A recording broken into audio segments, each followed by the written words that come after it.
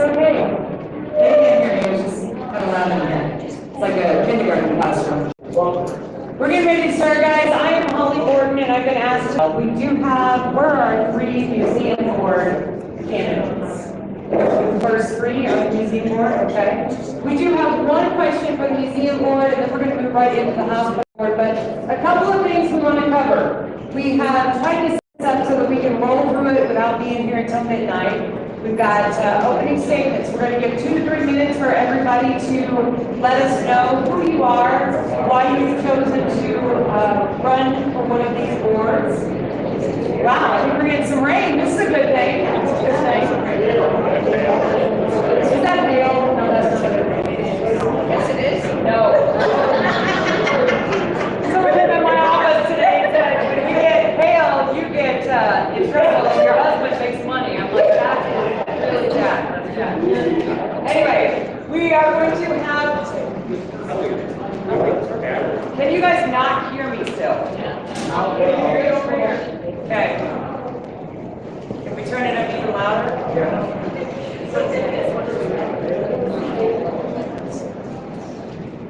Is this one any better? No. Is it better? There we go.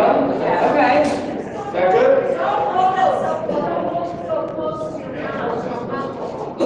I'm sorry, say it again.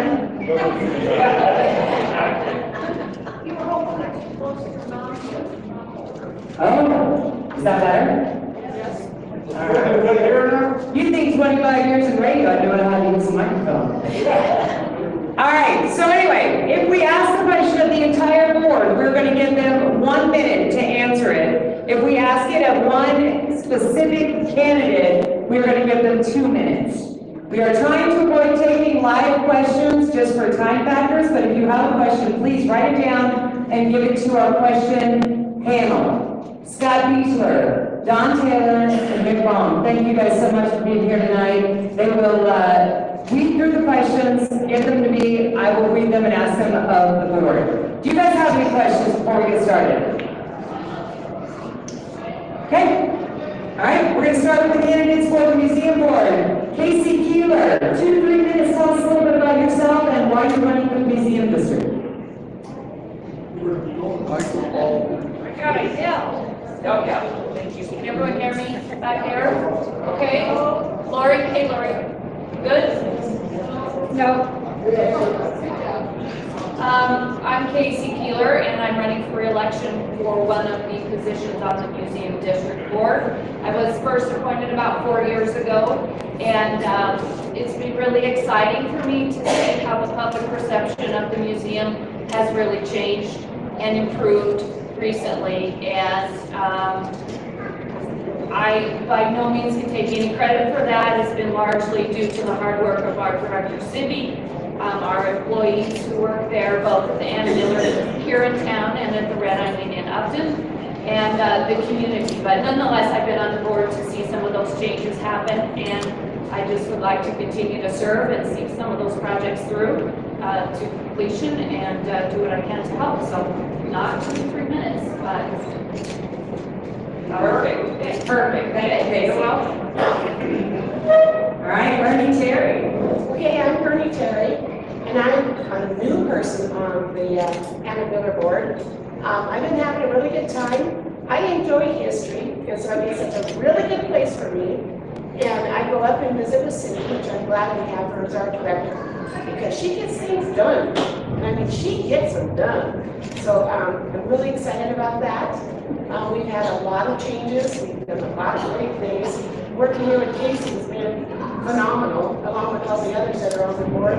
We've got some really good members on there, and it's really exciting to come to a meeting and see what's next. So if anybody's ever interested in that, come and join us and have fun with us. Thank you, Terry. John Williamson. Hello, my name is John Williamson. I'm running for the museum board. I moved to Wyoming over 2 decades ago, primarily to work in the energy sector as an industrial electrician. I started out in Douglas and worked at the uranium mine, Power Resources. 3.5 years later, I moved to the coal mines, and I retired a year ago after 17 years there. I now have the time to start giving back to the community. I moved to Newcastle 4 years ago and love this town. I love history, and this is a great opportunity to get involved and meet new friends along the way. I grew up in a small New England town of Situate, Massachusetts, located 40 miles south of Boston and just north of Plymouth, Mass. It's right on the Atlantic Ocean. It's a very historic area, and in grade school, we were always going on field trips to museums and historic places. That wonderment for history has continued to grow on me all my life, and I have since visited museums, large and small, from the Smithsonian's in Washington, D.C., to the little museums in small-town America. Each has equal importance in preserving history. In particular, I love mining history, and Newcastle has plenty with the Cambria mines, and a whole cast of characters that built this town. I am excited and looking forward to serving on the board. Thank you. Thank you, John, appreciate that. I also wanted to mention, I think we have microphone issues, that we do have signs here. We've got a timer who is taking note of how long you guys have. Also, we have the sign, so we will give you a 15-second warning. That seems only fair if you guys need that warning. Signs are right here. It's really loud now, isn't it, Williams? Back it up. Back it up my face. There you go. Okay. After 25 years. Okay, also wanted to ask one question. We're going to give everybody on the panel a chance to answer this question for the museum board. What is your main main lesson to future generations? And why do you feel teaching and preserving history is so important? Go ahead, John, we'll start with you. What? She's running the museum. Oh, I apologize. No, I'm in the hospital. Oh, Okay, sorry. I thought there was three. Okay, so could you repeat the question? What is your main lesson to future generations? And why do you feel teaching, preserving history is so important? Oh, absolutely, like what happened to me going to school. It's a lifetime of wonderment. It's unbelievable. I don't know if everybody knows this, but 112 years ago today, the Titanic sank. So, that's a little tidbit right there. It's good stuff. But not good stuff because over 1,500 people died there. But I think it's unbelievably important. I'd like to see more visitation from schools, more field trips, get these kids hooked, let them ask questions, let them be kids. Stop letting them grow up so fast, just let them be kids. Thank you, John. Bernie, same question presented to you. Would you like me to read it again? No, you don't need to read it again. I don't know, there's so many of us are out there. We all have our own little stories to tell about our families, about our relatives. I mean, each one of us, you're just bubbling each time. People can come up and just start visiting with you, and you can talk about something, and you learn something everywhere. Anybody and everybody's always willing to share some kind of history about their family, and I hope that we can continue to hand that down to our generations, from generation to generation, because it is very, very important, whether it be videos, books, presentations, anything to share with the rest of the people in this world, because it is so important that we preserve what has been laid out before us. Thank you, Bernie. Casey. Oh, that's a terrible question. I could prattle on for an hour about that, and that's our mission. So my background is primarily in museum work and in education, and traditionally those are fields that are the first to get funding cut. And so one unique thing about our museum district here is that it is funded by taxpayer dollars. So we're able to offer a continuity in programming that sometimes our public schools and even private schools are no longer able to do. So that puts us in a really unique position to have really diverse programming. We have lectures, we have a number of resources available to the public, whether you pay your taxes or not. Happy tax day, everybody. you know, so we're feeling, I think, as time goes on, a really important role in the community, that's more sustainable, so that's important. Wonderful, thank you guys. Can we get a round of applause for all of our families?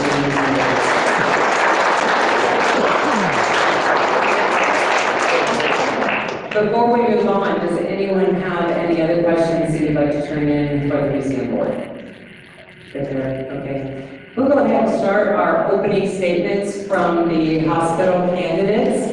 We'll just go ahead and start with Kareem, and we'll work our way down. Again, reminding you 2 to 3 minutes, if you could try to keep it to that, we greatly appreciate it. Okay. Is it working? Hold it the whole time? Yeah, till the green light comes on, no, just to the green light. Oh, the green light was on. No green light. No lights.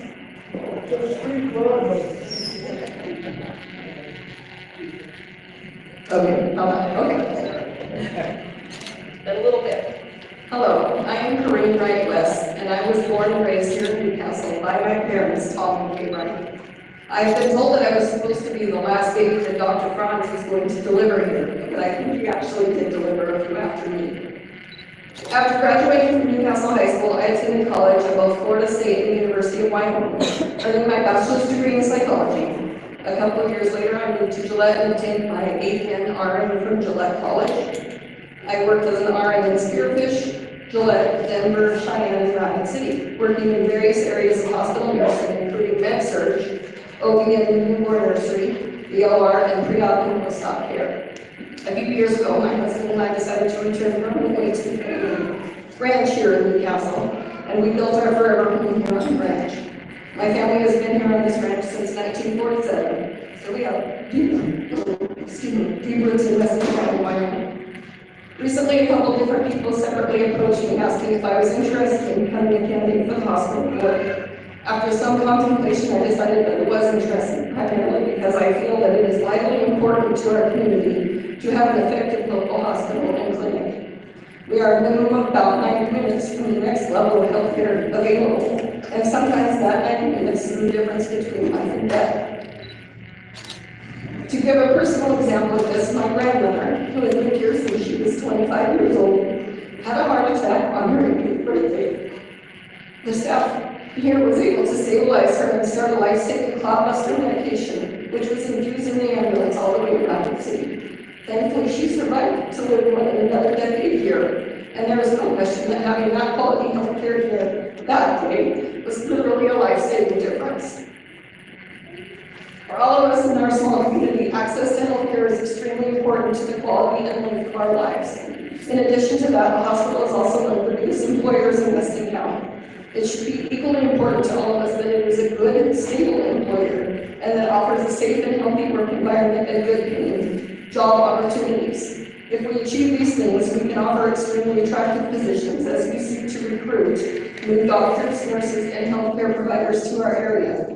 Recruiting new providers has to be one of our top priorities to be able to provide quality healthcare here locally to continue that. I haven't previously served on a board, and so I've been working to prepare myself for the position should I be elected.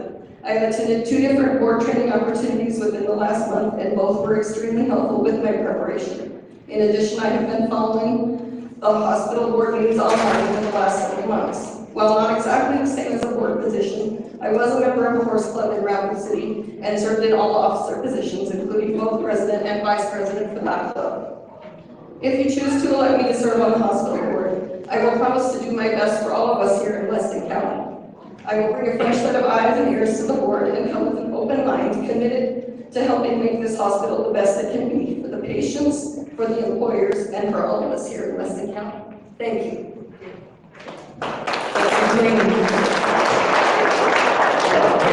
Mary Ray, please tell us about yourself and why you're running for. Hi, I'm Mary Ray, and I live in Upton. My husband and I, Curtis, we ranch and we live 10 miles south of Upton. And our daughter Sarah lives on the ranch with us, and she's also involved in agriculture. There were 2 main reasons that I decided to run for the board. One being that I think it's very important that Upton have a representative on the hospital board.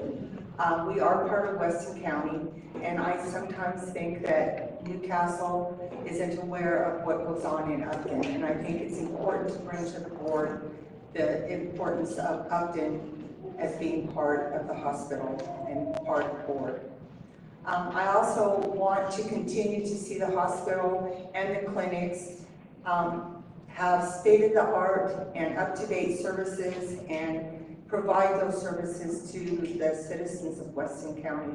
It's very important that we have our hospital because, like it's been said before, we are about 90 miles from any kind of significant health care, and we need to have the hospital and the clinics available and open for the citizens. I've been in healthcare for 46 years, and 33 of those years I've been a registered nurse.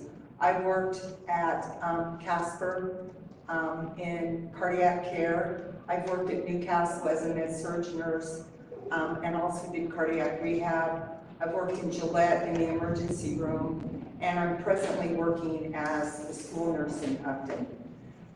So I've had experience in quite a few of the healthcare fields, and I think being in healthcare brings a new perspective to the board. So that's one of the reasons I've chosen to run. Thank you.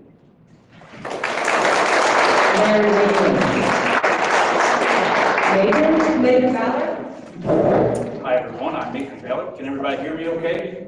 Yeah. Okay, since I'm newer to the community, I thought I'd introduce myself and tell you a little bit about me so you don't sit there and wonder who this new guy is that none of us know.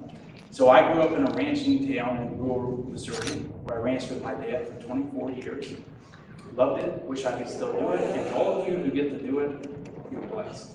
I hope you never lose sight of that. If I could do anything today, I would go back and do that. But I'm here raising my 4 beautiful daughters, and they need me more than any cows or tractors will ever need me. So I met my lovely wife when I was 24, and I had to make a choice. Marry this beautiful, spunky young lady and go off and finish my degree, or stay on the ranch all alone. So I chose to finish my degree. I had an associate degree in agribusiness, so I completed that in accounting, became a CPA. Worked as an auditor. I audited manufacturing facilities, banks, universities, and critical access hospitals. Audited several critical access hospitals, so I know what normal looks like. I know what healthy looks like, and I know what different things work in different places and generally what doesn't. Went on from that to pursue internal auditing, where I worked for a big insurance company in Denver called Great West Health. And basically what I did is I hunted for problems and found problems before they blew up. And I was pretty good at that. Then I got into some consulting where I worked principally with CEOs and CFOs with things to do with hedging. So we were in Torrington for the last 4 years. My wife wanted to have our 4th, and I wasn't so sure about that since number 3 had been quite the rodeo for the past 3 years. She talked me into it. She said, look, it says in the Bible, children are a gift from the Lord. Why don't you want another gift? And to that, I had no reply, but okay, well, let's do it. I don't know if you know, but the hospital at Scotts Bluff has had many problems. And so the dynamic in Torrington was that people would leave Torrington and go to Scotts Bluff. Now they leave Scotts Bluff and go to Torrington, and the shifts were really too hard for a pregnant person to work. So the day Shannon found out she was pregnant with our 4th, Patrick Gleason called her up, who's a provider at the hospital, and he said, I was just driving through Torrington back on my way home, and you popped into my head. And they had an opening. I think you'd be perfect. Why don't you come apply? And so that's how we got. Thank you. I look forward to talking to you. Just 1 second. You gotta hold.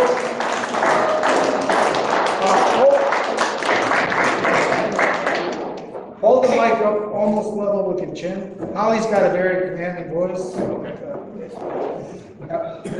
Good enough. Yeah. Point it towards you. There you go. All right, my name is William Curley. It's Is it My wife okay? my wife and I lived in Weston County about 18 years this summer. Since I've been here, been part of the community, got the zoning, county zoning board, been in the county attorney's office. I'm too old and been gifted with any kids lately, but I'm getting grandkids gifted now. I'm of an age where I experienced firsthand the absolute importance of having decent medical care right in the community. Also, I'm concerned, I think the primary function of the board is to ensure the long-term viability of the hospital district. And so I'm bothered that the finances are unclear. I don't think the books have been closed since June of '23. There is a finance committee, but the communication between the committee and the board seems lackluster at best. How the governance matters should be done in the light of day. The regular meetings, as we sit here today, there have been 3, and there have been 5 special meetings already this year by the hospital board. I'd like to see additional support given to the cardiac rehab people. I'd like to also just add another caution to the board. I, along with all of you in the room, have recently lived through a rush to emergency government. And we fought that back. That was experienced in good part when you went to visit family in the hospital and were told you couldn't. It's good to have some additional views besides just public health on the board because you're supposed to represent the public. Thank you.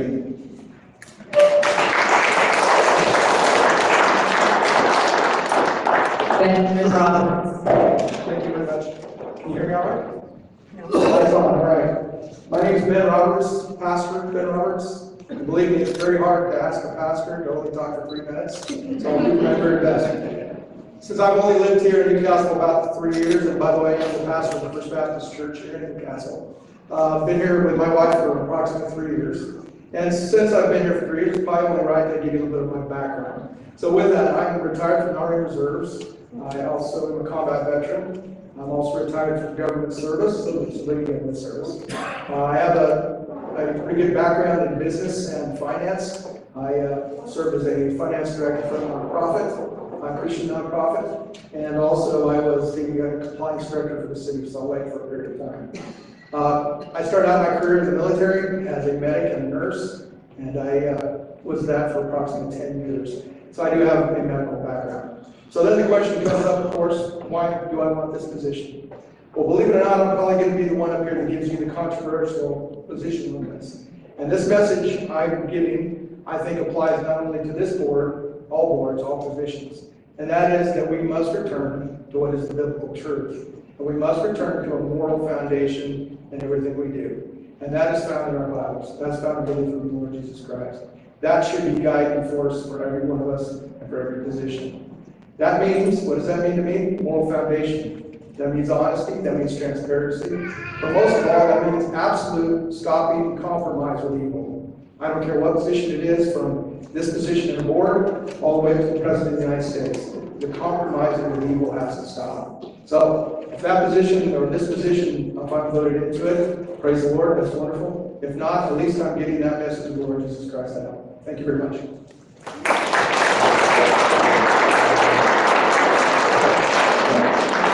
I'm Jamie Farnsworth, and I am a Newcastlite. I've been on the board for 2.5 years and would like to run for another term just to see the continuity continue within the hospital. And I think we have a great board, and I am a retired nurse.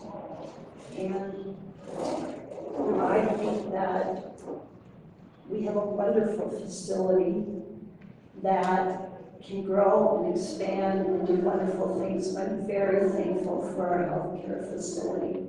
Thank you.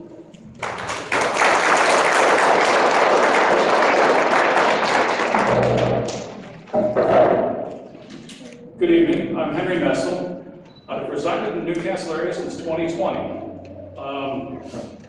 Who am I? Well, I'm a retired paramedic. I did 20 years in pre-hospital emergency care out of Maryland. I was part of the very first group to ever be there, certified by the Board of Medical Examiners.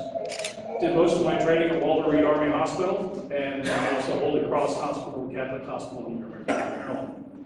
Did all my continuing education for 20 years through Suburban Hospital Level 1 Trauma Center. So I'm very familiar with that end of the business. But what I believe in are two things. One, there's an art to medicine, and we have to make sure that art is maintained. I've been a patient at this local facility for emergency purposes, and they have done very well. I credit them with me still standing here. But there's also the business of medicine. And that's where you can be concerned very quickly, because if you don't have sufficient dollars, you keep running deficits, you cannot stay in business. So my goal would be the business of medicine, because that's what the board is supposed to cover, is the business of medicine. Why am I here? Well, I think I covered it. To maintain the business of medicine, to try to make sure that we can keep this facility open, because I myself need it, and I have used it, and I found it to not be anything of what I heard. Thank you.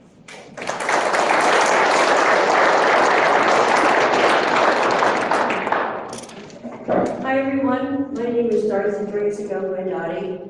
I have been a member of the Newcastle community for the last 3 years, along with my daughter and her family. We all moved in together. I've been on the board of directors for 2 years. I've been the chair for a year. And I can tell you that I am totally dedicated to this facility. I have spent numerous hours trying to do the best thing for this community and this hospital. You have to understand that it's a complicated issue. It's not just a matter of what you hear in the newspaper or what you hear from your neighbor. It's something that's much deeper than that, and I'm very happy to stand here and stand for truth, honesty, and transparency at every level. And I welcome anybody that has any questions to come and see me for that reason. I want to continue our quest in the hospital for the employees, for the hospital, and for the community. We've done a lot of good work, regardless of some things that you may have heard, but we have a mission to continue. We have an excellent CEO that believes and cares for this community in the short time that he's been here. And I would like to stand behind him with a good, strong board that stands for the same things and continues the good work that we've been trying to do. So I thank you for giving me the opportunity to speak to you in this forum. Thank you.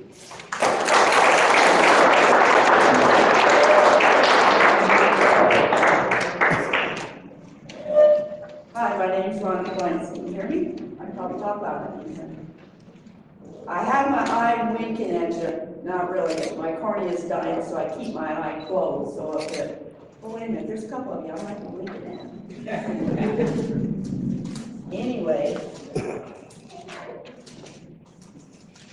because I'm old and can't remember, I wrote it all down. I'm a single mom, have been since 1980. I have 3 children, 1 daughter and 2 sons. I'm a grandma to 2 granddaughters and 4 grandsons. I graduated from accredited beauty college in cosmetology, West Nebraska School of Nursing in Scottsbluff, school bus training in Scottsbluff, the head chefs in Sturgis with extended role LPN, and the Wyoming Law Enforcement Academy for detention officer. I've been an LPN since 1983. I worked off and on at the hospital and the manor for 18 plus years. I started nursing in Scottsbluff as a school nurse and manor on weekends, then moved to Newcastle and started nursing at the old hospital and was the OR OB nurse up there. I worked with all the doctors from Thorpe, Stephenson, and Franz to Jordan, Franklin, and Reimer. Dr. Thorpe took care of 6 generations of my family. I am the 5th generation of 7 that have lived in Newcastle. My favorite was working in the OR OB and working as charge nurse at the manor. I worked in the sheriff's department and the Wyoming Women's Prison along with numerous other jobs along the way. I want to be on the board to represent all staff, residents and patients, and not just a select few. I believe in being fair, firm, and consistent with all. I believe in you having, if you have nothing to hide, you hide nothing. I thank you.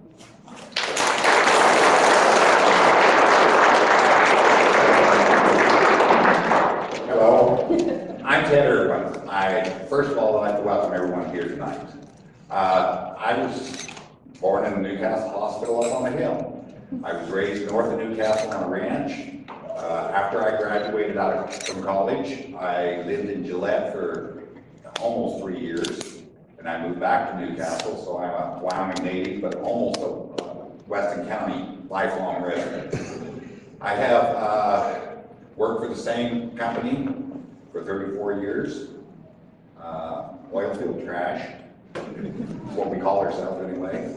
But anyhow, some of my experience, I was a board member of the Weston County Children's Center. I served on the Mallow Board. I've served on the Weston County Solid Waste Board.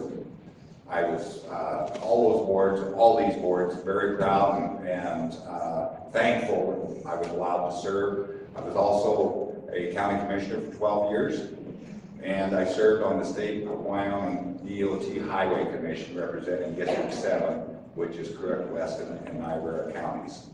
And that board is a citizen board to watch the expenses of the DOT. I believe that the hospital is an integral part of this community, has been and should always be. I think that what we would all like to see, I am naturally I'm naturally conservative. I would like to see the hospital fiscally and financially and stronger in the outcome. I would plan on, because I knew every board that I've ever been on, it was a learning experience. And that learning experience, I would lean heavily on past and present board members to try to bring me up to speed. Sometimes I'm a little slow. It may take more than 5 times to tell me, but I'll eventually might get it. But I would lean heavily on their thoughts, their opinions.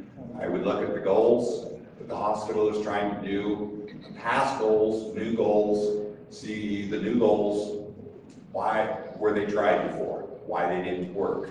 Do we need to change a spoke in the wheel to make them work? Or was it a personnel? Why they didn't work, and look at those new goals and to make this hospital move forward. Thank you, and I would appreciate the vote.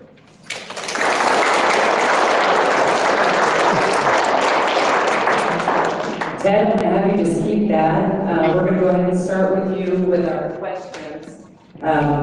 First question, and I will remind you guys, we're asking this question of the entire panel, so we're going to try to keep it to 1 minute for your answers. Do the best we can. Cindy's going to be timing, and we'll be holding up the 15-second warning to let you know when we get close. First question. What is your overall opinion of the direction of Weston County Health Services, and what services do you think the hospital needs to provide that it currently does not? Go ahead, Ted. I have no opinion on that. An outsider, somewhat an outsider. I'm a community member. I've been to this hospital. Got work on in this hospital. Thankful for this hospital to be here. But until I hear all sides to have an opinion of what needs to be added, is it fiscally responsible? Is it fiscally responsible to do something new or different? Or has it been tried before? Why didn't it work before? So I'm jumping back to my answer before. Thank you. Thank you, Ted. Go ahead, Rhonda. I think the biggest problem that I see is that we need something more about with our ambulance services now. I mean, we never have enough ambulances around. We need to look into expanding our ambulance service. Yesterday, for instance, there was an ambulance called out, and then another ambulance called, and there was only one ambulance in town. We need more than one ambulance to make sure that our people are being taken care of in a timely manner. Thank you. Ms. Dottie? In addition to the weekly printed version of the newsletter journal, we also promote our community and share important information on our award-winning website, newslj.com, and in our weekly email newsletter, Nuke Now. We also connect with readers through various social media platforms and invite you to check us out on Facebook, Twitter, and Instagram. You can even take a look at a recent meeting of the City Council, School Board, or County Commission on our YouTube channel. We do hope that you will go to newslj.com and subscribe today, and we look forward to making all of our great content available to you. But regardless of your level of support, we thank you from the bottom of our hearts for doing your part to preserve a free and independent local press. Thank you for the question. I see the hospital moving in a positive direction. It's not going to happen overnight. It's not going to happen in 6 months because we've inherited a great deal of issues that can be fixed in that kind of a time frame. But I see it being going forward, once we get the finances figured out and straightened out and make sure that we know what we have besides what's in the bank, that's the only way we're going to move forward. As far as new services, there's a lot of new services in the pipeline that we can do. If we can move forward, work together as a team, and use what we have and what we know that we can tap into, then we can, thank you, then we can add services like pain management, mental health, different surgical procedures, those kinds of things. They're all in the wings. They're all in the thought processes. Thank you. Henry? My opinion of direction would be financial. I've attended several hospital board meetings, and each time I go, I get a deficit money, and I'd like to find out more about that and how that can be resolved. So my biggest area is budget. My last 20 years of my career were as a manager with the federal government, and I had to work with budgets. So I would like to see that direction. Something new. I need to learn more about what's going on in the hospital before I can really understand what new direction we need. I received services already, especially in cardiac rehab. So I'm going to point myself to there.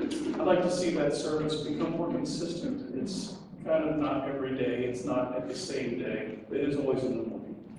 So I would like to see that as a new direction. Thank you. Sandy? Well, what I would like, first of all, I think it's a very positive environment. We have a great staff, we have a great CEO. And what I would like to see, because healthcare since COVID has really been hurting, to get our long-term care facility at full capacity and have permanent staff and increase services to our community. Thank you. Ben? Yeah, so overall opinion would be that the services I received from the hospital have been great. People seem to be pretty good. Now, that's an outsider's view. I have to agree that I don't know enough inside what is going on, inner workings of the hospital, to say what I would improve right off the bat. But I would say that the transparency on the finances is big. That has to be done. So that has to be looked at, that has to be understood. But one of the key things of any additional services, I would say, still comes back to what's going to be that price tag. And what's going to be the compromise that might have to come if that service was provided? And that would be those criteria that we'd look at and would want to consider before we ever move forward with any other ideas. But overall, I think we have a great place. We have a great hospital. But there's a limit to what we want to do when it comes to saying the government is going to be involved, the federal government's going to require this if we do this extra service. Thank you. William?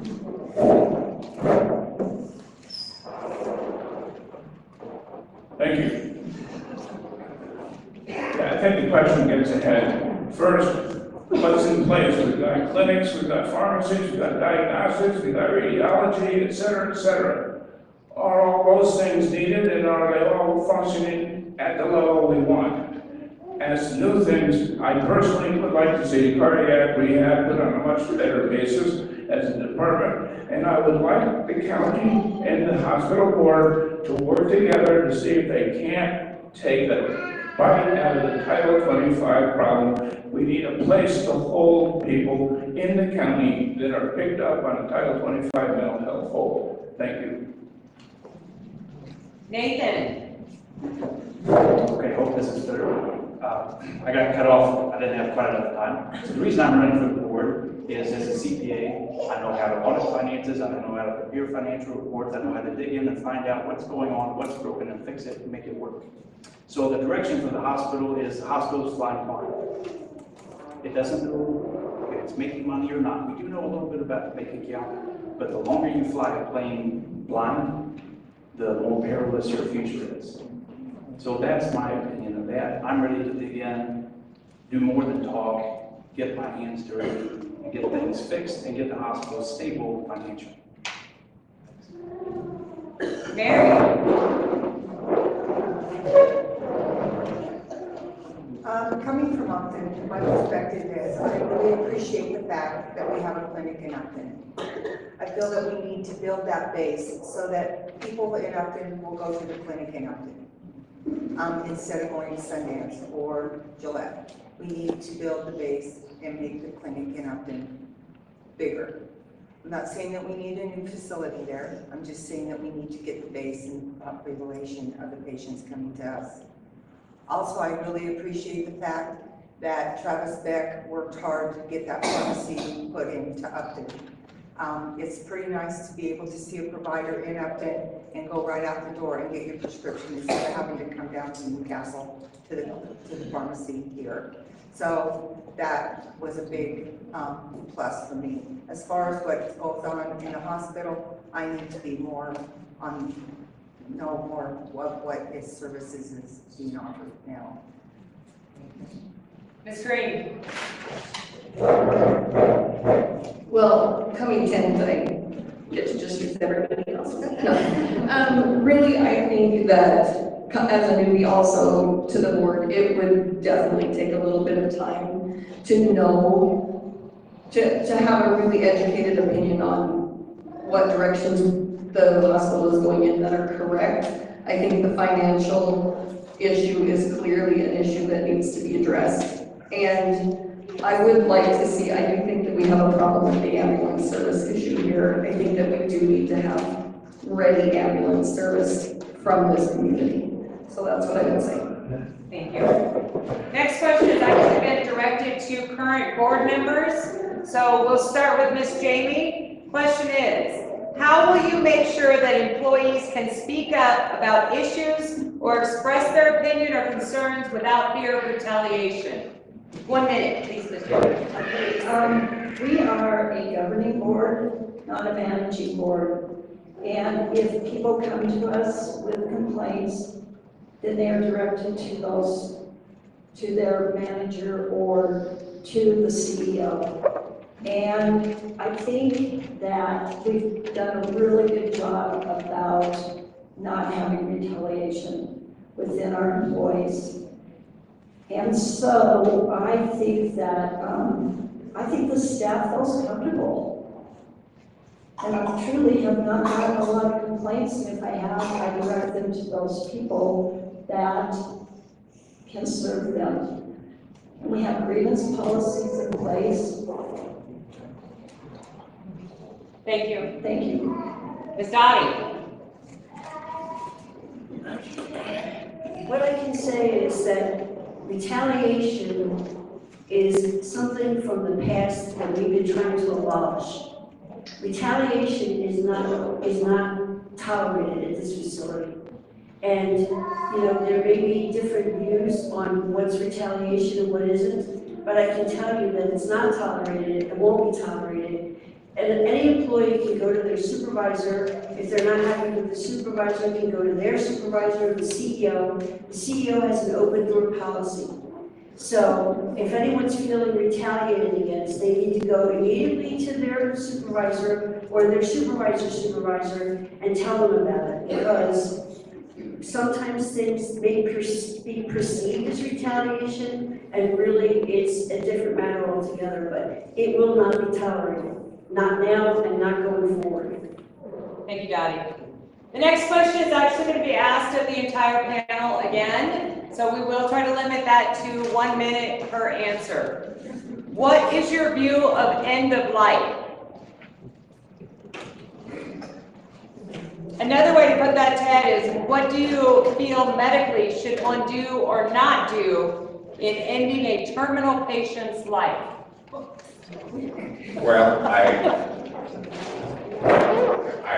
I'm sorry, a lot of us have kind of been in that situation, that we've had elderly parents that were passing away, had a very short time to live.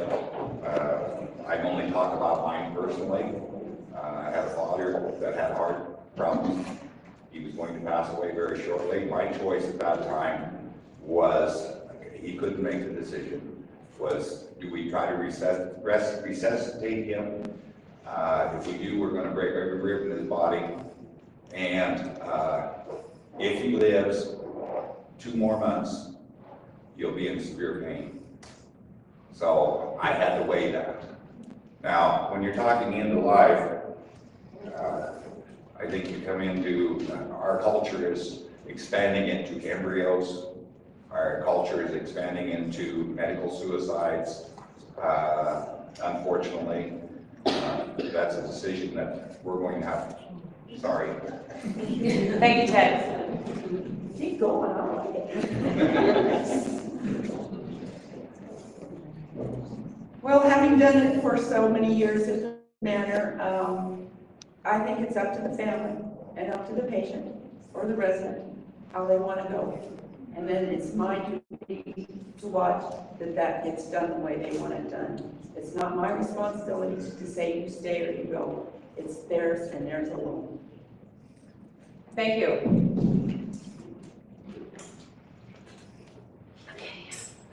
I too believe, I've been in nursing for over 50 years. I've seen a lot of end of life. And my personal belief is, I think that we should encourage as healthcare providers, the advanced directives and living wills. I think they need to be honored.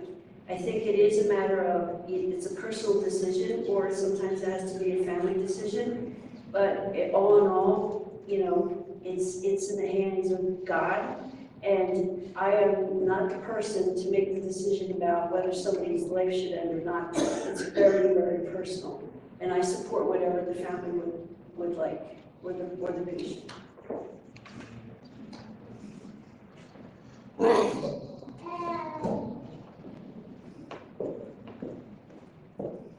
This one brings back a lot of memories. I've held a lot of hands of people that have been passing away from being trapped in cars during car crashes, going over bridges and tractor trailers, or have just been terminally ill at home.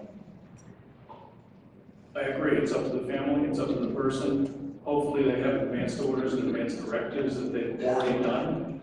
If they have not, then we have to talk with them and the family. An example is one patient I had who was obviously not going to make it, and I sat down and told her who I was, what I would do if she went unconscious and her family was there. And she said no. So I abided by her wishes and by the wishes of the family. And as I waited for another unit to arrive, she passed. And it was a very easy passing because we all abided by her wishes. Thank you. Well, I'm pro-life from conception to natural death. And I do think that it is up to the patient to, with the advanced directives, if they can do that before that time comes. But that's my stand, pro-life conception to natural death. Well, first of all, I think we have to define what we're calling end of life. If we're talking about the do not resuscitate orders, things along that line, then absolutely that is a decision to be made by patient and family. But government needs to stay out of it and not say things like, we're hospitals providing the way for a person to pass away. So the idea that a doctor would order and allow an order to go forward that puts in that person wants to kill themselves, absolutely not. The government needs to stay out of that, hospitals need to stay out of that. That's the work of the Lord. That's the God's place to be. It is murder, I'm sorry to say, if hospitals get involved in that. So I'm an absolute, there will be no end of life where I would ever vote for, ever say to go forward from that standpoint of a hospital, a doctor, a nurse administering something end of life, as we're seeing in places such as Canada and in other countries. So that's my stand. Thanks.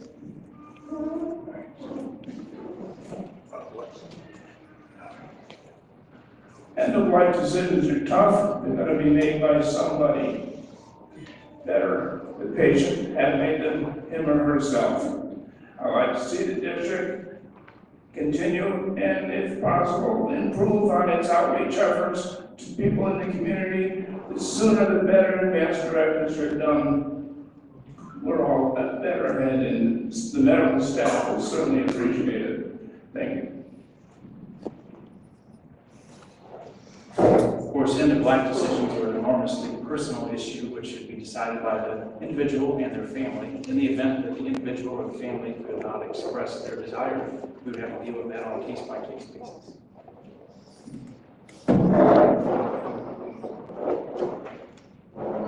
End-of-life decisions is a personal decision that's made by the patient and their family. I'm not sure that the hospital board would have much say in that, and I'm not sure, I mean, it's a personal thing between the physician and the patient, and the hospital board, I don't believe would be of benefit. We wouldn't have much say in that.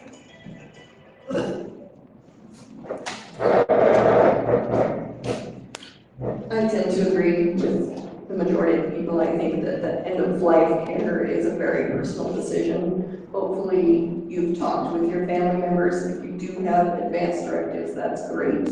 If you don't, you need to let your family know exactly what you want, and that's very personal between a doctor or other healthcare provider and the patient and the family. Thank you. Next question is also going to be directed to the entire panel, so it will be a 1-minute answer. What is the best way to address differences of opinion among board members or between the board and the CEO? Go ahead, Karina, if you would start us off. I really think that the best way is just respectful communication. I think that there's obviously going to be differences of opinion on any board. 7 people probably are never going to agree 100% on most things. I think that obviously there's a reason for a quorum and a majority vote in decisions, and so people can all have respectful discussion with each other, and then there's a vote, and everybody moves forward to supporting that decision.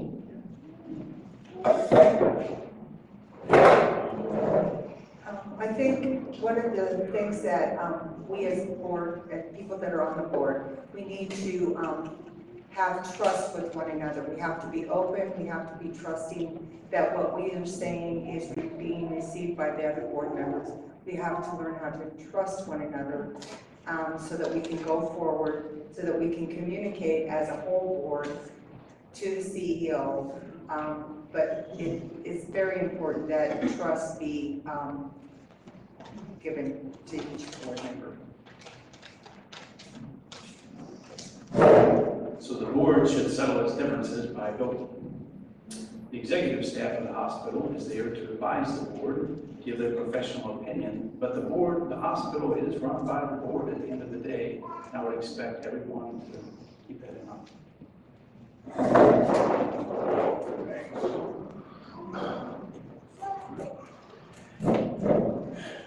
Differences of opinion between board members, respect. I have some issues with the board as it currently constituted, but everybody on that board is dedicated to trying to improve the hospital. As to the board and the CEO, the board needs to act with uniformity and unanimity. It should not, members should not allow themselves to express their personal views and advocate for them. They should go with board decisions when they're dealing with the CEO. Thank you. So difference of opinion, that's, no wonder this question comes up, because every organization I've been involved in through my lifetime has had problems with difference in opinion in how we deal with this. As a board or as any organization, it does come down to many things we just talked about that others have talked about. It comes down to trust and it comes down to communication. But it also comes down to spending that time building a relationship with board members where they understand each other. Then you build what is most important, and that's humility between each other. Not walking out with each other, understanding that sometimes your opinion is not going to win. You give your opinion the best you can, you provide what is your stance, and then the board goes on and we move forward. If a board member comes to the point where their opinion is so important to them that they can no longer take part in that, then they need to step down and say, you know, I cannot do this anymore. And that is the way this works. It's always done with respect and humility from that individual. Thank you. I just think people need to agree to disagree. And at the end of the day, people are still people, and we need to respect each other.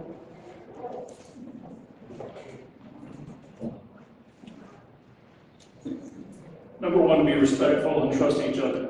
Have open, honest discussions with each other. At the end of it, when a decision is made, the board speaks with one voice, the voice of the chairman.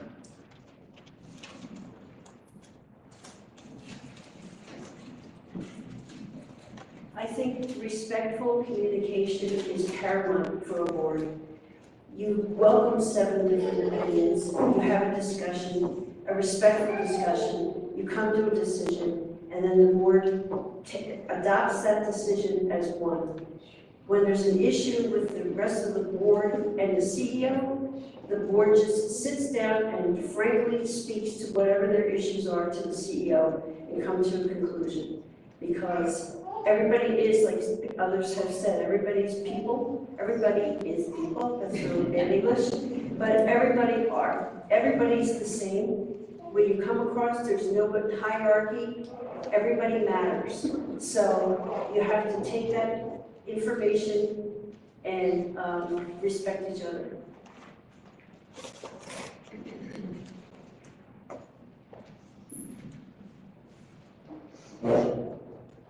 Of course, I believe in respect for our fellow, but I also believe it needs to be fair, firm, and consistent across the board with everything. Not just one person getting this and another person getting that. It needs to be fair, firm, and consistent across the board. We've heard the word respect, and I will agree with that. I think every board that I ever got to serve on was the respect between the members, although there may have been disagreement. I believe the majority rules. I believe the only employee the board has is the CEO.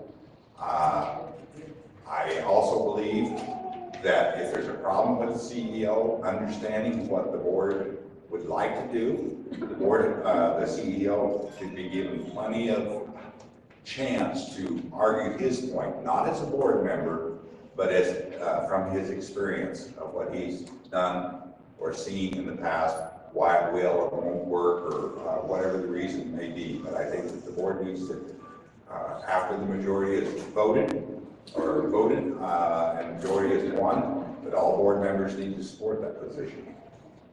Thank you. Go ahead and keep the mic, Ted. We've got another question for the entire panel. If required to make cuts in spending, which aspects of the hospital district's budget should be visited first, and which ones should not even be considered? Did you guys all get that? Should I read it again? Okay. If required to make cuts in spending, which aspects of the hospital's budget should be visited first, and which aspects should not even be considered for budget cuts? Having not been a board member and only have watched on the video, I don't have enough information to make that determination. I think that for that's not a 2-minute question. I think that would rely heavily on the experienced past members of the board, or the CEO, and I couldn't make that decision.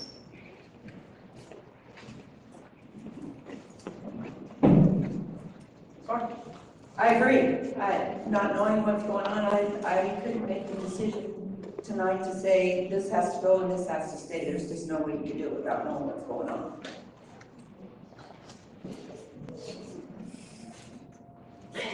I think before any cuts are made, you have to look at the entire picture. You have to see where we can make reduction, where, without cutting, maybe have a service that we're spending too much money on, that we can get a better price, or we can get another quote, or somewhere along those lines. But things that should never be touched is anything that affects direct patient care and the quality of care that we have in the facilities. So, as far as the cuts go, I think you need a much bigger, broader picture, and you have to do some investigation and run some reports and figure out which areas can be touched and which can't, but patient care never.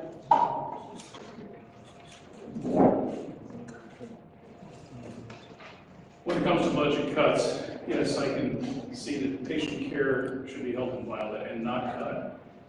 Or that you can find some other way of maintaining the same level of care, but at less cost.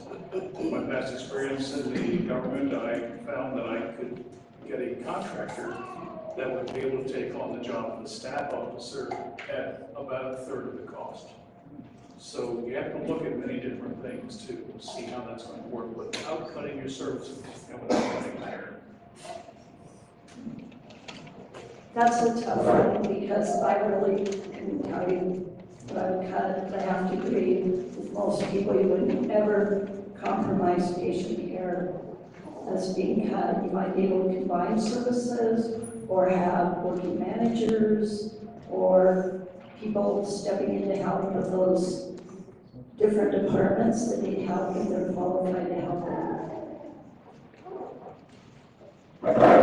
Well, I have to agree, without having a lot of understanding of what the budget is for the hospital, it's kind of hard to answer that question. But so I'm going to answer it in a general sense, and that is having experience with budgets both for working in the government and also in the private sector. I'm of the opinion when you have to do budget cuts, which I've experienced before, you have to have everything on the table. It's an unrealistic thing to say that you cannot look at some things and consider ways to do them better, or ways to consider other alternatives. So I just as a general statement, I would say that if we are faced with budget cuts, then we have to, as a board, consider every possible avenue, and everything is there. We try, of course, avoid taking anything from patient care, but everything has to be considered, and that's just a realistic idea of doing budgets. Thank you.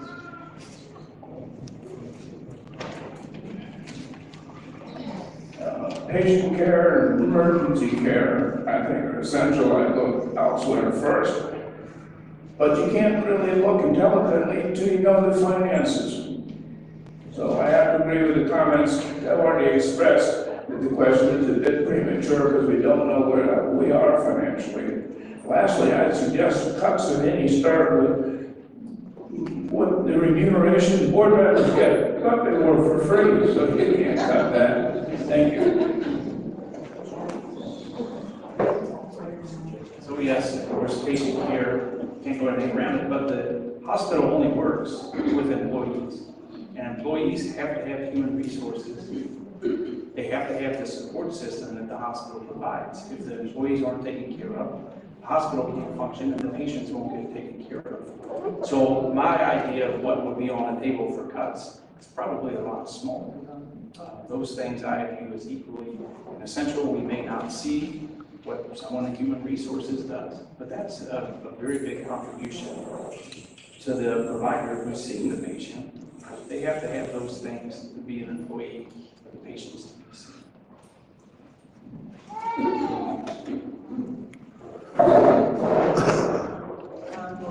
I agree. Everything would have to be put on the table and looked at to see where cuts could be made. But direct patient care is one place where cuts wouldn't be made.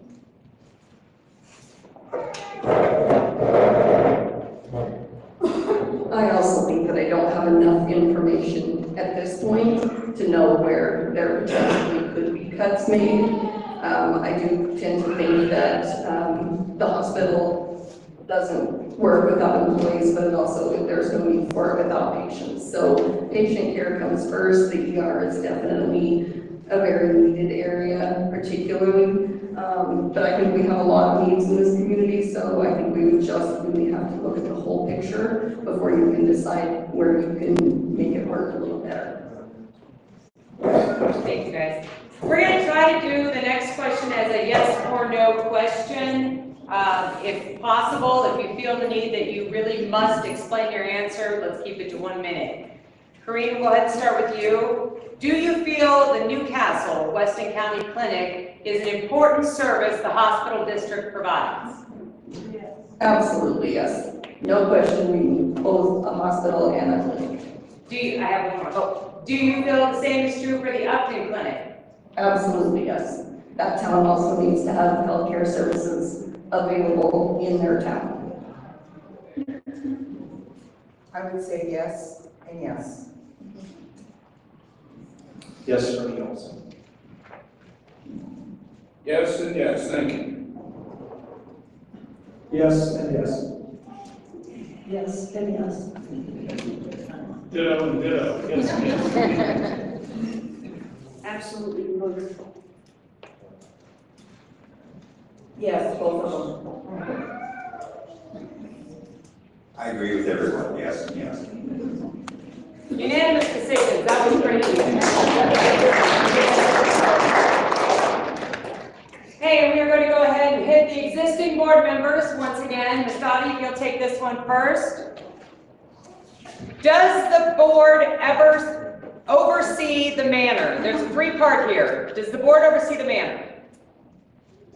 The board oversees the whole system. Why does the hospital and the manor have such a high turnover rate in your opinion? And I believe we're talking about employees, employment.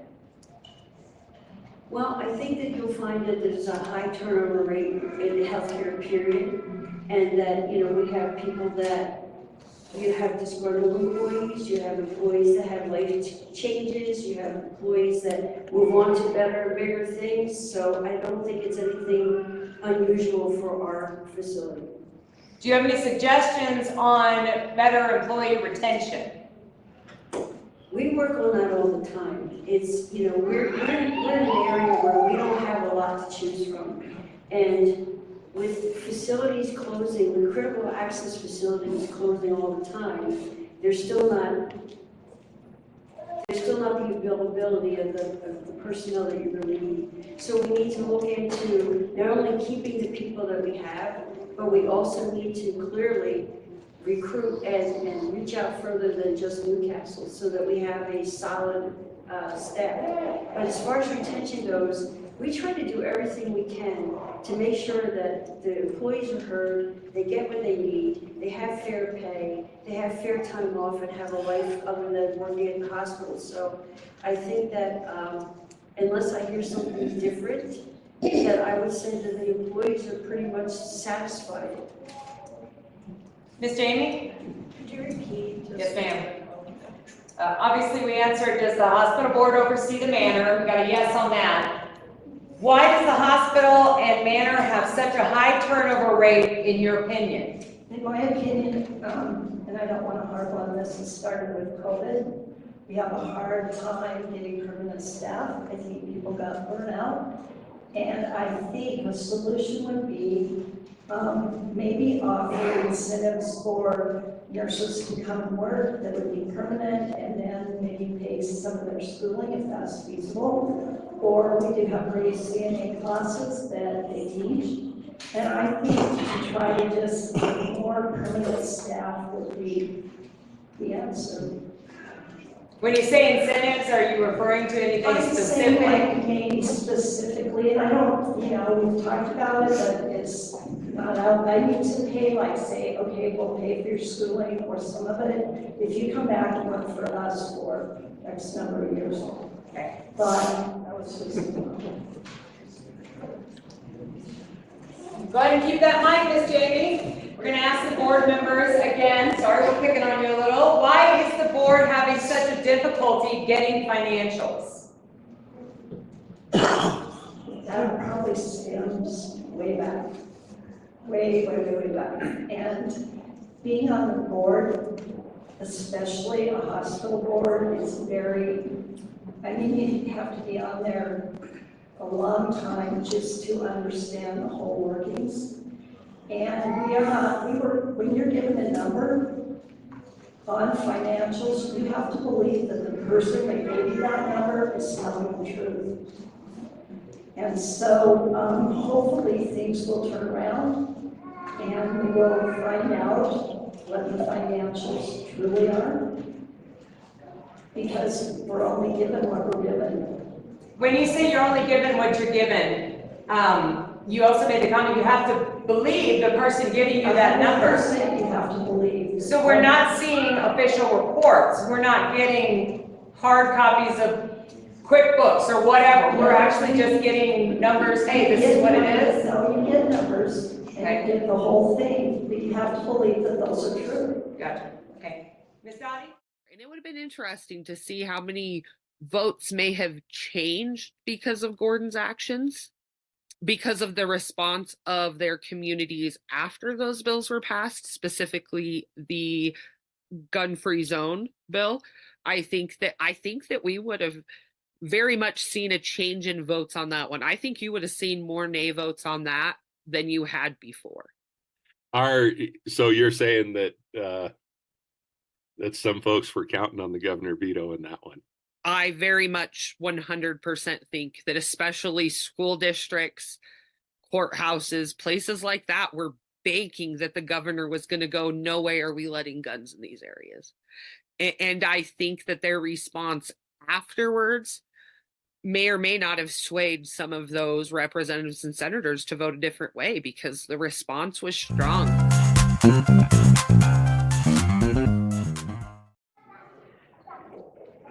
I can tell you truthfully that there's been years of mismanagement in so many words that we're trying to uncover, discover, and fix. We have in place a financial company called Durbin Associates that are currently digging into the books in every aspect possible to come up with an assessment in order to get us an audit. When I came on board, and you can ask every board member, they don't trust the numbers. We were not given clean numbers. And so we know today that we have over $4 million in the money market, and we have a solid base, and we know what the day-to-days are, and we do get printed information on AR days and utilization and those kinds of things. But the basis of what we need to know is we can't spend till we know what we have.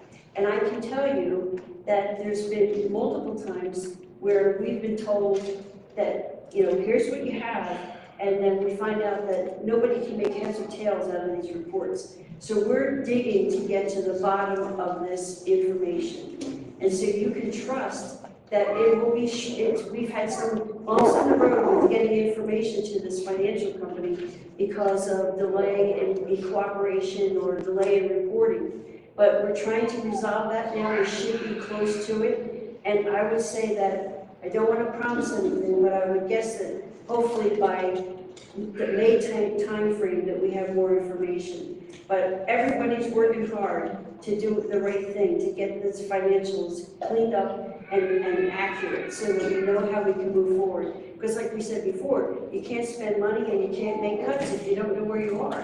So we know the day-to-days, but we want to know the future. We want to know, the year or two behind us, so. Thank you. Yep. Okay, the next question we are going to ask of the entire panel. What will you do to improve morale at the hospital and manor? Go ahead, Ted. I was pointing that. I know, I saw it. I didn't hear the question, I'm sorry. No, that's okay. What will you do, or do you have any ideas on how to improve morale with the hospital and the manor?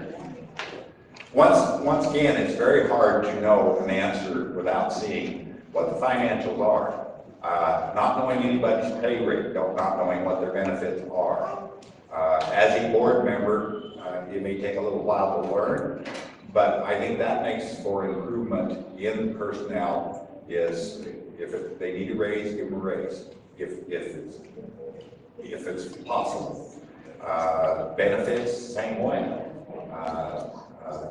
Sometimes you retain people like, after 10 years, give them 3 weeks vacation, 4 weeks vacation. It makes a big difference to people, you know. Thank you. Not really an answer, thank you.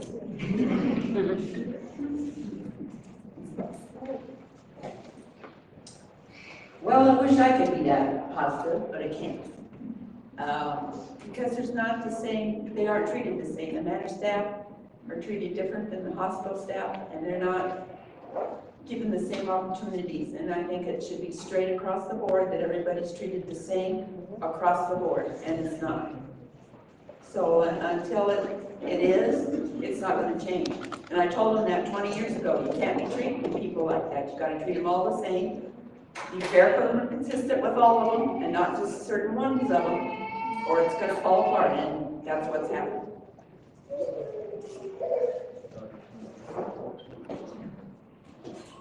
Well, I can honestly say I don't know any difference between how anybody's treated. They should all be treated the same. And, you know, we maintain a good environment. We try to keep open door.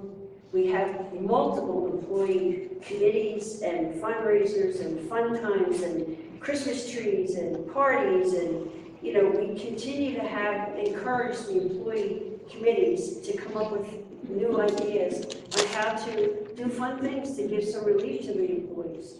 We want to maintain an open door policy, as I said before, for every reason.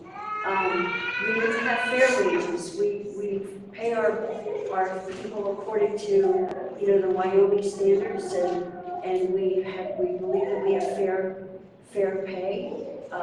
We hope that they all have, or feel that they have, strong benefits. We look for the best benefits for them all the time, and we have an excellent HR department that supports them as well.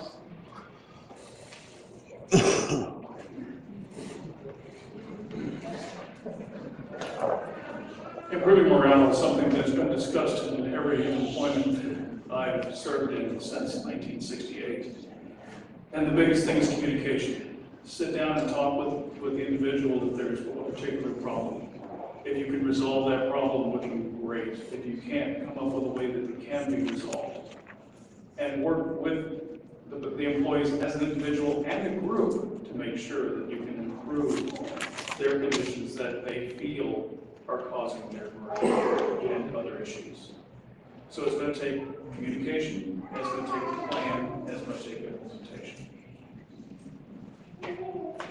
As far as morale goes, I think there's excellent morale, and I give kudos to the new long-term care director and to the new director of acute care.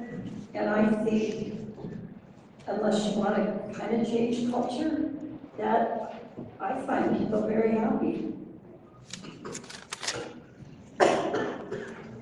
So, first of all, let me say, I think morale is one of those very subjective terms. And so, for each individual employee, each individual member of an organization, it really comes down to your opinion, my opinion. Morale is a subjective thing. What makes me happy might not make you happy. What makes someone else happy might make somebody else not happy.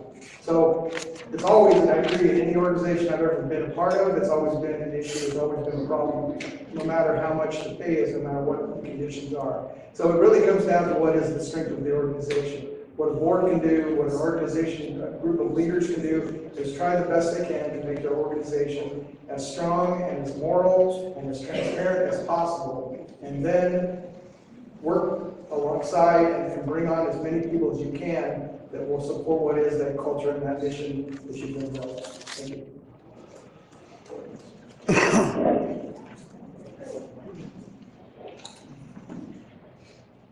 I think there's been a morale problem. I think you deal with that in good part, with fairness, equal treatment, and respect. I think the system could be improved to allow employees to have their grievances heard fairly. And fundamentally, the best to do as a hospital district is to provide the best opportunities you can for training, professional advancement, and education. Thank you.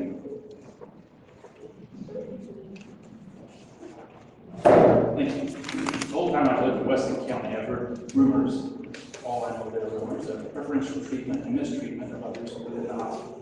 I don't know if that's true. I'm not asserting that it is, but I have heard that from numerous people on numerous occasions. My vision for how we improve employee morale is ultimately to treat people fairly, and the way that we do that is we make sure that the board is fully informed before there's any change of status in anyone's employment, rate of pay, or anything, that the board all knows what's being recommended. We know the reason why, and the person who's the subject of that action is allowed to speak their piece and make sure the board is fully there. Yes, we are a governing board, not a managing board, but I view that as an essential part of government.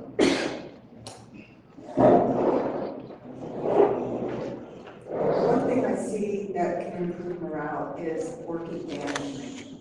I think it's important for the managers of nursing floors or departments to get out and speak with the employees that they manage, to listen to what they have to say, so that they can bring that back to the CEO to tell them what's going on, and the CEO can tell that to the board.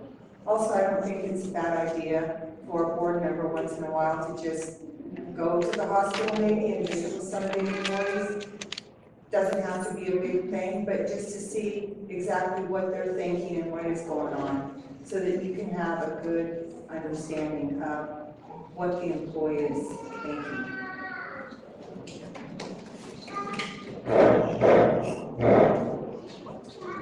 I think everyone has made some good points. I too have heard various rumors about how the morale is at both facilities, or both parts of the facility. I think when I was working as a nurse, one of the things that made me feel most valued was when I worked at Swedish Medical Center in Denver, actually. And their culture, their philosophy was that the employees are our customers.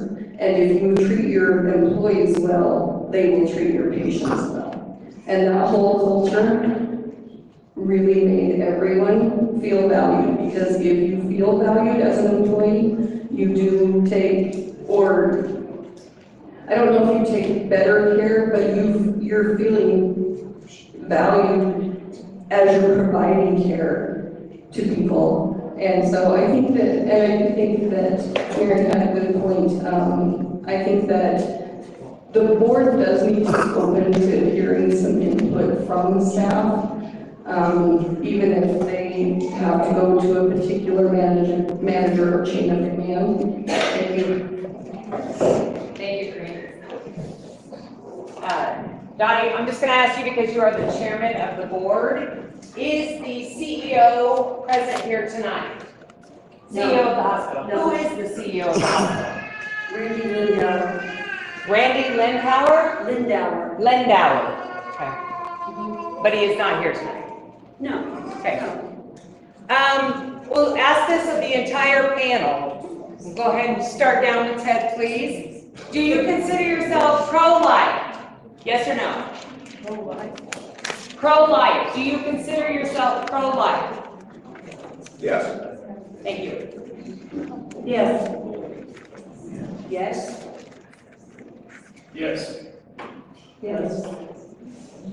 Absolutely, without exception. Yes. Yes. Yes, but I'm not sure that's a board, topic. Yes. Thank you.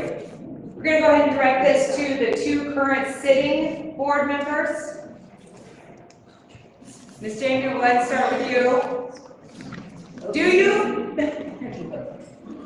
feel it is important for all board members to be able to speak to the public and employees, or do you think that only the board chair should talk and bring it back to the whole board if they feel it should be discussed further?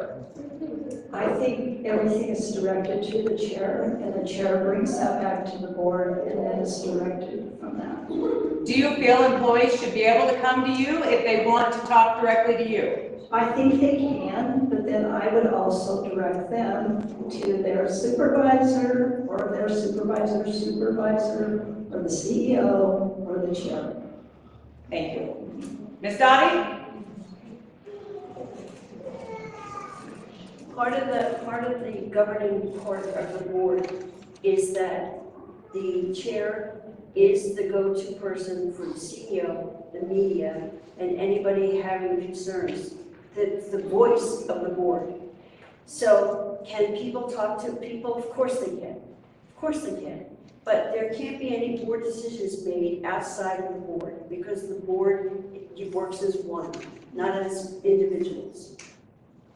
Thank you.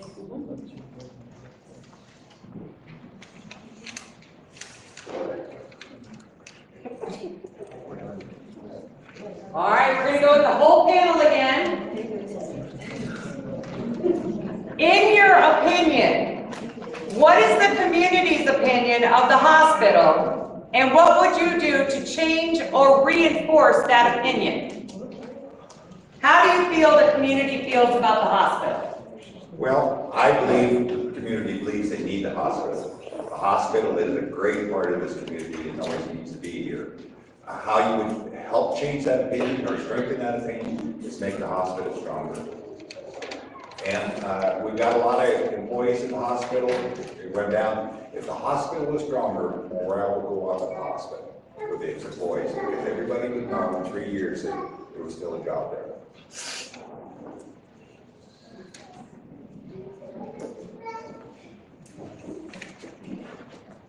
Could you repeat that? Yes, ma'am. In your opinion, what is the community's opinion of the hospital, and what would you do to change or reinforce that?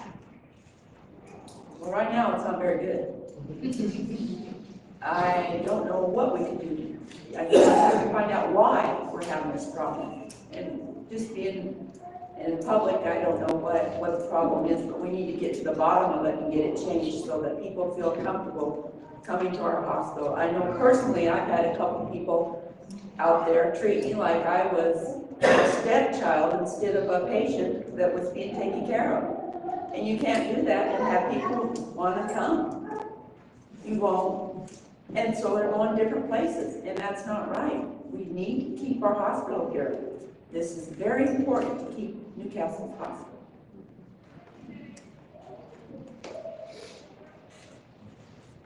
I think the opinion of the hospital from the community depends on who you talk to. I think if you have a positive experience and everything is wonderful, then it's the best place you've ever been.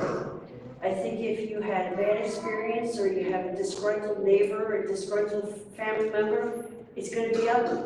So what I would do to change that is the first thing I tell everybody is, I am here to answer any question truthfully and honestly, no matter what you hear from your next door neighbor.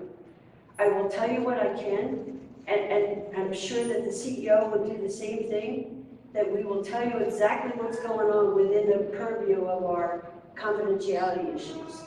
So I would say that if the only thing to do to change opinion is to be honest and transparent and stick to your guns, keep moving forward in a positive way, and get people to trust and understand that you mean what you say.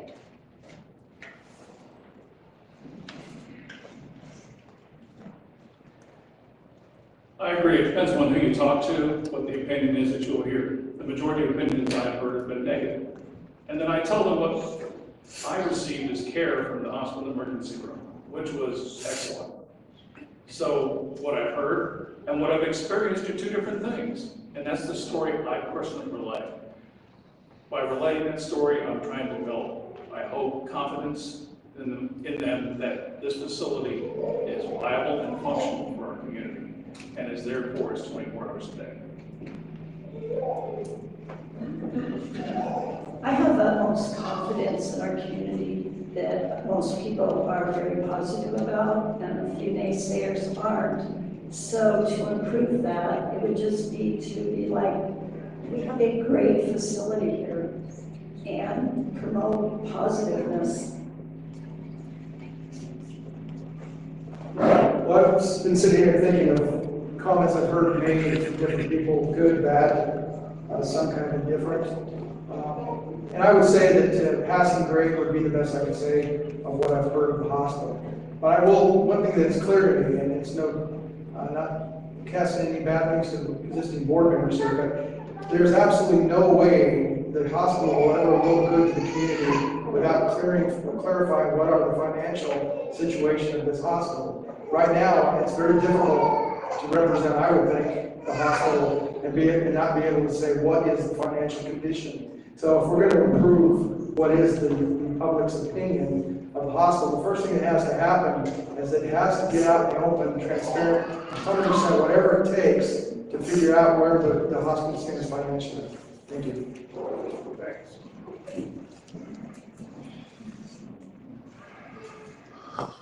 Community opinion of the hospital is negative, at least too much so. You don't fix that by just telling good stories. I think you need to make it a great place to work.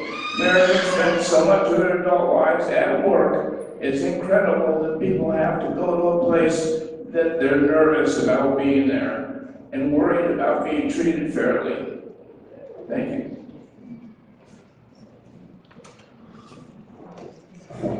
I agree, majority report is largely negative. Not having to do anything with the care received in the hospital, but that what is rumored to go on in the hospital is beneath the standards that residents of Weston County expect in all other areas of life. Now again, those are rumors, I don't know that they're true, but if they are true, that will legitimize the negative view of what goes on. My view of the board is that we are your voice and that we don't sit passively by and let things happen, especially unjust things, to our friends and family members who work at the hospital and who we depend on when we're sick. It's our job to set the tone from the top and make the hospital the kind of place this community wants.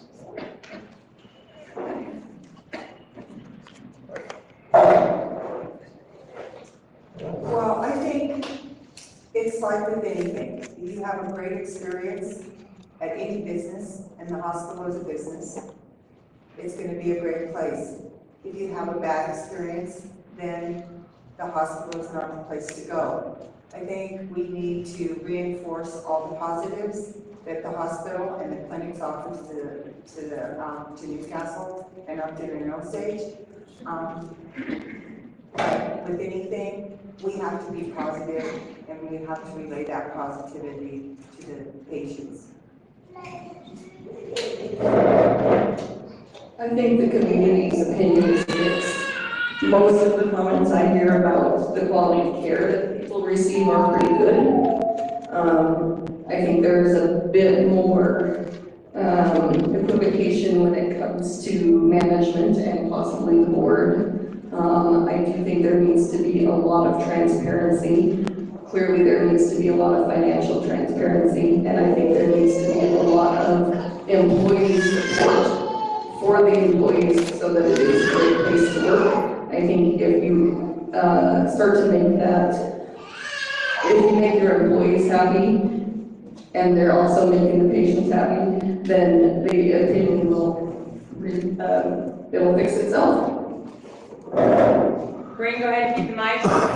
So we're going to ask the entire panel again. Describe your vision of how communication among the board, CEO, and hospital departments should be, and how you would make sure that you as a board member are aware of what is going on in all departments within the hospital. I know, it's a lot. It's a lot.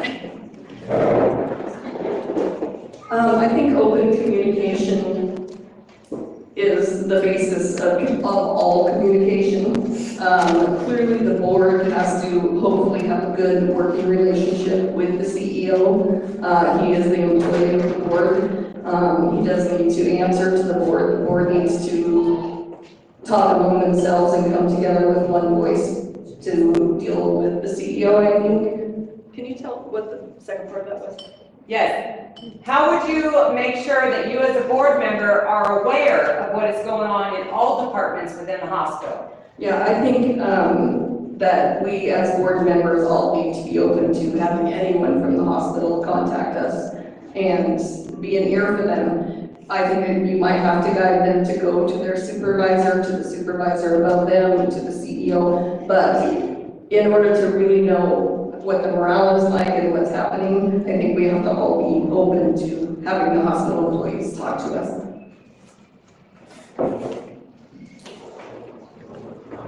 I said before, I think that the board needs to go and see what actually is going on at the hospital and the manor and the clinics. Talk to the employees, see what is really on their minds, and then go from there. I have a little bit different view about how the CEO position should work in the hospital. My opinion is that the CEO position is in charge of the business processes of the hospital, not the people. The people of the hospital need to report directly to the HR manager, overseen by the board. The CEO, of course, is overseen by the board, and all the department heads need to report to the CEO and the board. I don't think there's a shortage of people willing to express their opinions about what goes on in the hospital. We just need to listen.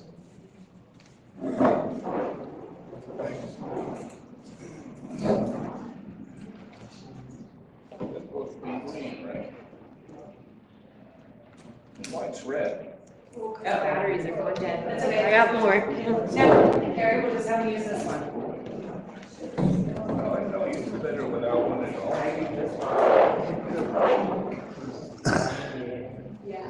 Anybody remember the question? Well, I think we've heard about, and it's right, the chair is the voice of the board. But I think the members, all of them, are the ears of the board.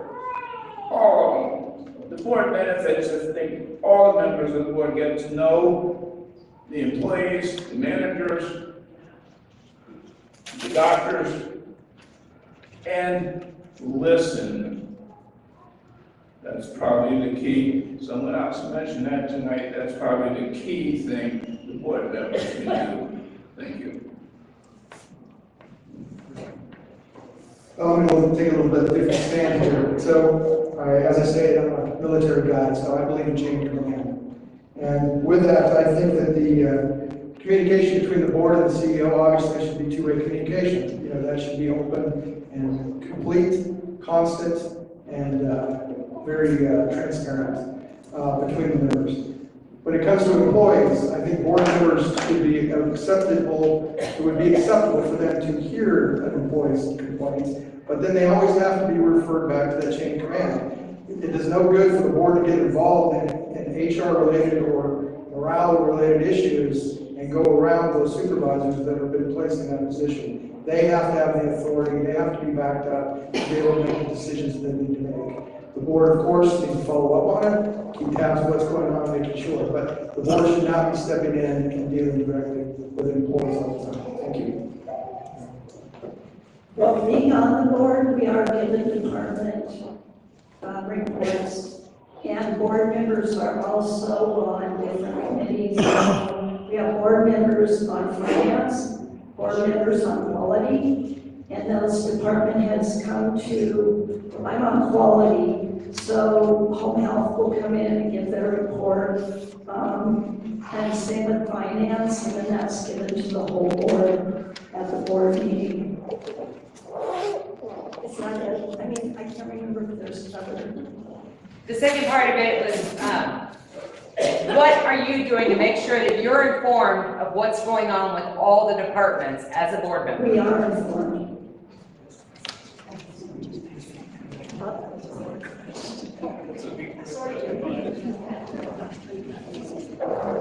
In the classes I take through the University of Wyoming Extension Service, the CEO is the head of the business and patient care at the hospital. The CEO reports to the board. The board will give the CEO instructions on how they feel operations should be handled, and then the CEO takes it down. This is that chain of command or scalar chain. if an employee has an issue, they need to take it again to the chain, their supervisor to the supervisor, to the CEO, to the board. There can be some direct communications, but if someone directly communicates with a board member, that board member should take it backwards to make sure that that supervisor is also informed. They may not want to give the name of the person who told them anything, but at least let them know and inform them of what's going on. That way you have a full circle. Oh, sorry, I get pointing this thing. So the big thing is communication.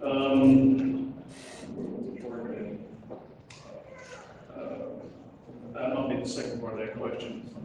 How do you want to make sure that you are informed as a board member of all the departments within the hospital? That's going to have to come through the CEO, because the departments have to report to the CEO has to report it to the chairman or to the board as a group at a meeting, and then we discuss it and then vote on it and send it back down. It's the typical scalar chain, up and down. This one. Getting a lot of exercise. First of all, I'll explain one more time. The CEO is in charge of the operational part of the hospital. We are not. We will not get involved in employee issues unless it gets to the, thank you so much. We're all brain dead. But until we don't get involved in any employee issues unless it comes to the grievance level where the board gets involved. Other than that, I'll tell you how I do it. I make myself known to the employees. I round the hospital from time to time. I attend all their functions when I possibly can. We invite them to every board member, to every board meeting. We listen to their grievances and their complaints and their issues. You know, I can give you an example with Sue, came and talked to us intelligently, wonderfully, professionally presented an issue. We took it on in advisement and we took care of it. So we also have department updates from time to time in the meetings. We invite reports and different direct reports to come in and tell us what's going on, and we recognize employees in the meetings. So, you know, we are currently very active in doing these things. Not that we can't improve, but we're doing it.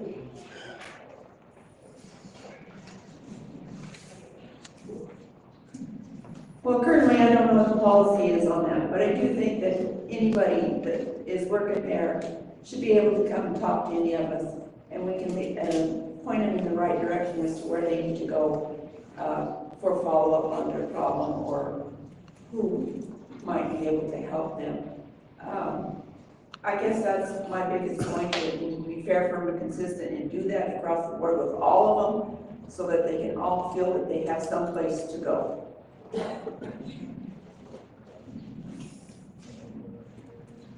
I would like to see a department head report, not only the CEO report,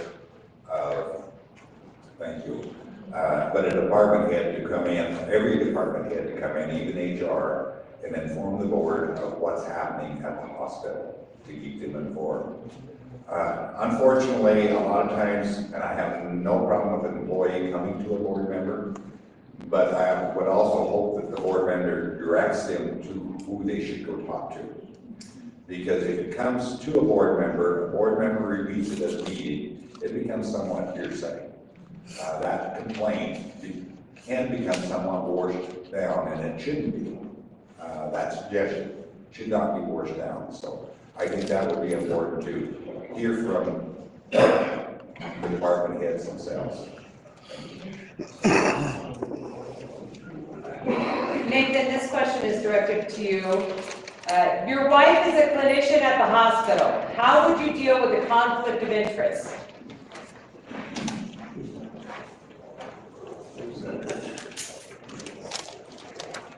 Did everybody hear that question? So the decision made by the board to hire my wife would obviously precede my function on the board. So her status as a current employee poses no conflict of interest. That's not a decision made by me or influenced by me. Obviously, anything to do with her rate of pay and so forth, I would recuse myself from those things, as I have an obvious conflict of interest. Thank you. We did have one last question, just wanting to find out how many seats are available on both the museum and the hospital board. The candidates for the Weston County Museum, we have 3 open positions and 3 wonderful candidates. That worked out nicely.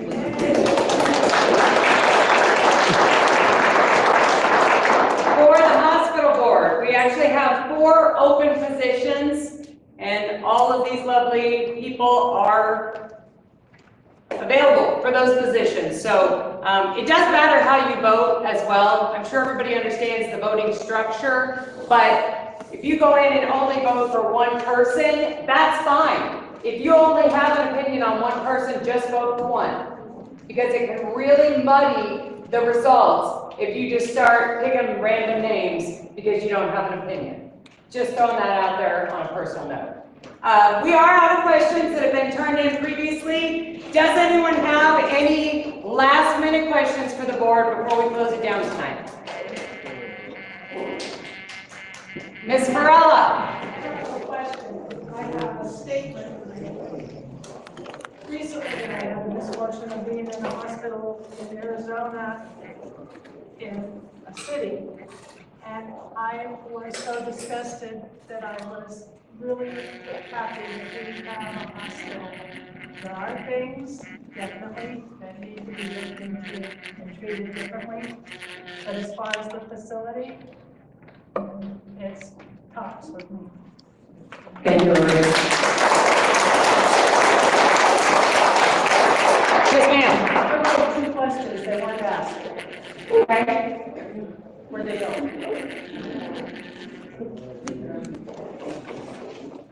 I'm happy to stand up and ask them. This is a question for the whole board. If you have an employee who has followed the grievance policy and has an issue with a supervisor and the CEO as part of the grievance and sends a certified letter to every board member with the same thing, requesting a grievance hearing, do you believe it is appropriate for the CEO to try and intercept those letters away from the board? No. Does anyone have an answer other than no, that is not acceptable?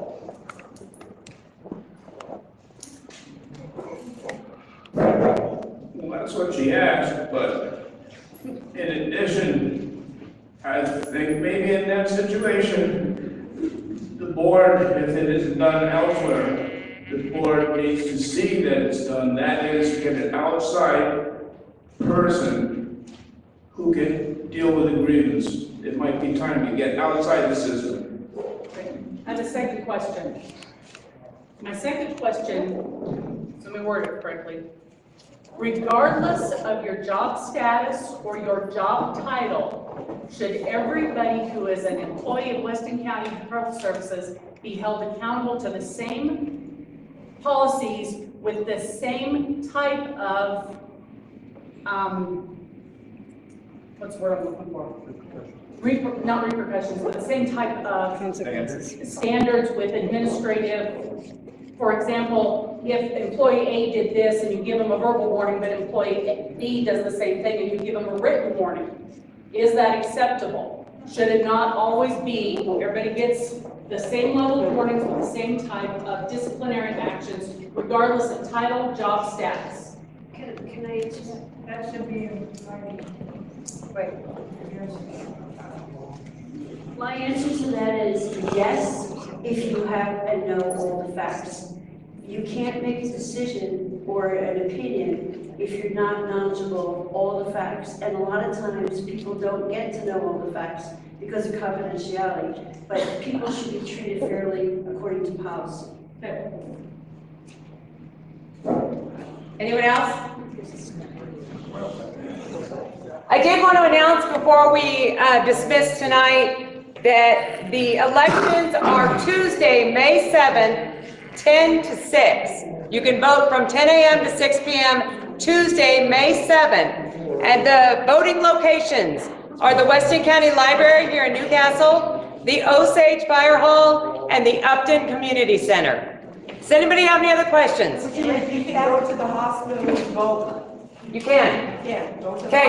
How do you get an absentee ballot? Denise is here. Is she still there? Denise? Denise, are you back there? I do not have an answer.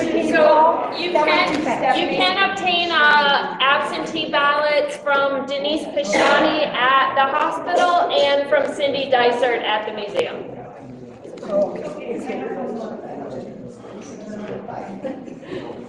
Thank you. Do we really need to have 4 supervisors for one person going to them? Why can't they just have a head supervisor? And then if it's needed, back up to the other supervisor. Are you talking about within one department, Lori? Yes. Okay. Yeah, you know, they say if somebody has a problem, go to this supervisor, then to this supervisor, then to this supervisor, then eventually to the CEO, and then he eventually goes to the board. I think that's an awful lot of hoo-ha, that things can get very jumbled. Okay, I can answer that. Great. Everybody has one supervisor. That supervisor has a supervisor. And then that supervisor has the CEO. So the chain of command is your supervisor. If you don't like what your supervisor says, you go to their boss. And if you don't like what their boss said, then you go to the CEO. If you don't like any of the answers, you go to the board. I think you have way too many administrators. That's the way it's written. I do want to repeat because I was asked, Tuesday, May 7th, 10 a.m. to 6 p.m. You can vote at the Weston County Library here in Newcastle, the Osage Fire Hall, and the Upton Community Center, as well as the hospital. Absentee ballots can be retrieved from Denise Pashadi at the hospital. Thank you guys so much for coming. Yes, Ms. Ham. Yes, thank you.